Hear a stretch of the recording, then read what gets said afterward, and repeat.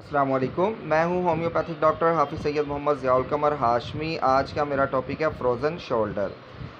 Frozen यानी जमा हुआ और शोल्डर हमारे कंधे कि हमारे कंधों में जो तकलीफ़ होती है ये क्यों होती है, इसकी अलामात क्या हैं और इसके काज़िज़ क्या हैं, और एंड पे मैं आपको फ्रोज़न शोल्डर की चंद होम्योपैथिक मेडिसिन्स के नाम बताऊंगा। अगर आपने अभी तक मेरा चैनल सब्सक्राइब नहीं किया तो अभी मेरा चैनल सब्सक्राइब करें, बेल आइकन के बटन को प्रेस करें, वीडियो को ज़्यादा से ज़्यादा शेयर करें ताकि आने वाली वीडियोज़ आप तक पहुँच सकें।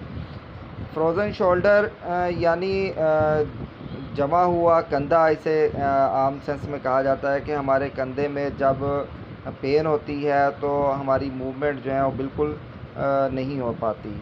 हम बिल्कुल अगर कंधे को थोड़ा सा भी हिलाते हैं इससे अपने बाजू को, तो उससे जो है हमारे बहुत ज़्यादा तकलीफ़ होती है हमें। तो ये हमारे कंधे में जिससे हम मूव करते हैं, मूवमेंट, यहाँ पे एक बाल नुमा हड्डी होती है और एक ऊपर शॉकेट होता है, और इन्हें जो है वो हम लिगामेंट कहते हैं। और जो एक जोड़ दूसरे जोड़ को आपस में जोड़े रखता है यानी बाफ्ट को, उसे हम टेंडन कहते हैं। और जब लिगामेंट और टेंडन में कहीं पे इन्फेक्शन आ जाती है, इन्फ्लामेशन आ जाती है, जिसकी वजह से सुरख हो जाता है और सूजन आ जाती है हमारे शोल्डर में, तो उसे फ्रोज़न शोल्डर कहते हैं।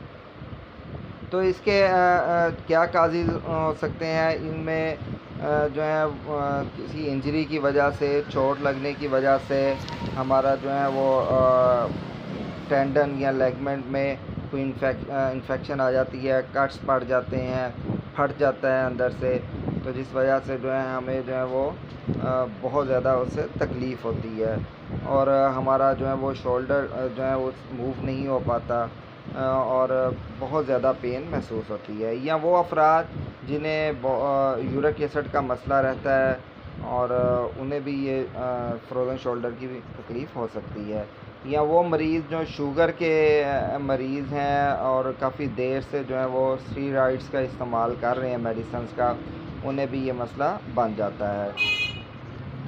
तो ये बड़ा तकलीफ़देह अमल होता है। इसमें जो है बिल्कुल जो है आपके बाजू जो है वो मूव नहीं करते क्योंकि स्वेलिंग आ जाती है और इस तरह लगता है जिस तरह अंदर जो है कुछ चीज़ फट गई है, और हाथ लगाने से जो है वो बहुत ज़्यादा दर्द होती है और गरम महसूस होता है आपको अपना शोल्डर, जहाँ पे भी दोनों साइडों पे भी ये प्रॉब्लम बन सकती है, एक साइड पे भी ये हो सकती है।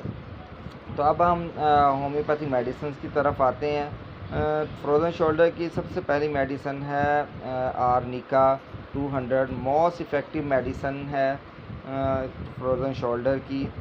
मेरे क्लिनिक पे बहुत सारे पेशेंट्स आए जिन्हें मैंने ये आर्निका मैं मैक्सिमम जो है वो अपनी जो है वो प्रैक्टिस के अंदर जो है वो देता हूँ। इसके बहुत अच्छे रिज़ल्ट मिलते हैं। ये किसी चोट लगने की वजह से, दबाव आने की वजह से, किसी प्रेस होने की वजह से, अगर आपके जो है वो शोल्डर में कोई तकलीफ़ हो गई है, पैदा हो गई है, या अंदर कोई चोट लग गई है, कोई इंजरी आ गई है, तो उसमें जो है ये आर्निका बहुत ज़्यादा जो है वो असर दिखाती है और मरीज़ को ठीक करने में मावन है।